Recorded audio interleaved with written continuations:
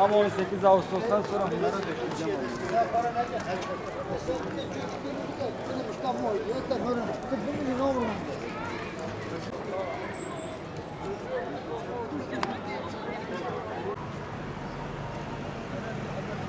Sokak köpeklerine bakmakla mükellefiz tabii ki. Ama günümüz konjonktüründe öyle bir hal aldı ki şu anda köpekler insanlardan daha üstün tutuluyor. Bir sürü habere konu oldu. Çocukların yüzleri parçalandı, hatta ölen oldu. Ağır yaralanan bir sürü çocuğu ben şahsen haberde okudum. Hatta bizim başımıza geldi bu olay. Biz ana yolda yürürken özel idarenin önünde 7-8 tane köpek, benim 2 tane çocuğum yanımda. Birden üstüne saldırdılar. Çocuk ana yola kaçtı. Arkadan araba geldi. Yani ucu ucuna Allah korudu. Neredeyse arabanın altında kalıyordu. Bu kararı destekliyorum. Umarım bizim valilik de aynı kararı alır. Çünkü çocuklar köpeklerden daha değerlidir. Köpekler değersiz değil, insanlar da değerlidir. Sonuçta Allah Teala bütün insanları en güzel mahluk olarak yaratmış. Köpekler de bizim canımız. Onlara yeri geldi mama almışız. Sokak köpeklerine vermişizdir. Ama sokaklar 7-8 tane köpek tarafından işgal edilince bütün çocuklar için hayati tehlike arz ediyor. Umarım bizim valilik, hatta bütün valilikler bu şekilde bir karar alır. Çok yerinde bir karar. Ben çok teşekkür ederim İstanbul Valisi'ne.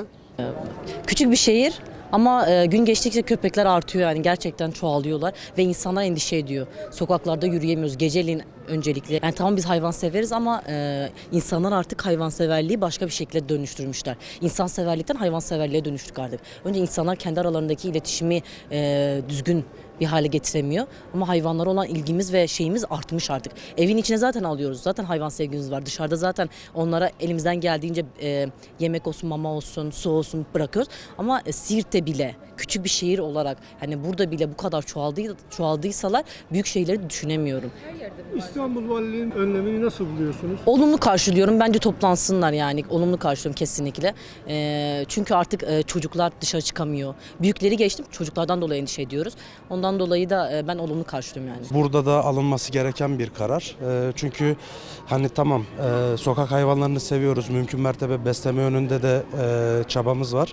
Ama tabii bilhassa Güreş Caddesi'nde bulunan köpekler bayağı tehdit oluşturuyor. Özellikle sabah işe giderken buna çok denk geliyorum.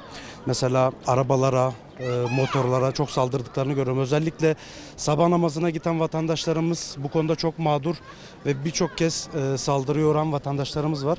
Ya tabii yetkili mercilerin bu konuda bir çalışma yapmasını istiyoruz. Böyle bir talebimiz var. Ben en azından şahsi kendi adıma böyle bir talepte bulunuyorum. İnşallah böyle bir çalışma yapılır. Çünkü neticede bir tehdit oluşturuyorlar. Hem çocuklar için hem özellikle motorlu taşıtlar ve bisikletler için yoğun bir tehdit var köpekler tarafından. Bu konuda bir çalışma yapılırsa memnun oluruz.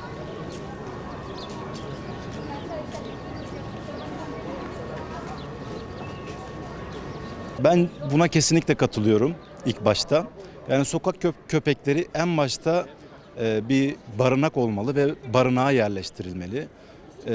Ben Edremit'te yaşıyorum ama orada bir arkadaşım benim geçen köpek saldırısına uğradı ve ayağı kırıldı, ameliyat oldu. Platin falan takıldı. Yani sokak köpeklerinin kesinlikle toplatılması gerektiğini düşünüyorum. Biz de köpekleri çok seviyoruz, onlara değer veriyoruz, hayvanları çok seviyoruz. Çocuklar da korkuyor haliyle. Köpek bu, yani ne zaman ne yapacağı belli olmuyor.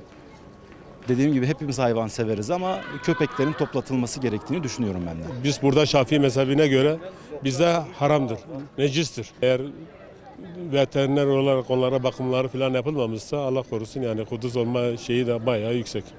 Başıboş köpeklerin hepsinin toplanmasını, bir barınak varsa bir barınak onlarda orada bakılması bence daha iyi olur. Özellikle Kooperatif Mahallesi'nde diş hastanesinin önünde olduğum için oradaki sokak köpekleri yani bütün gün havlamasından dolayı yani çocuklarımız bile artık rahat yatamıyor. Çocuklar yani okula bile gidemiyor bazen.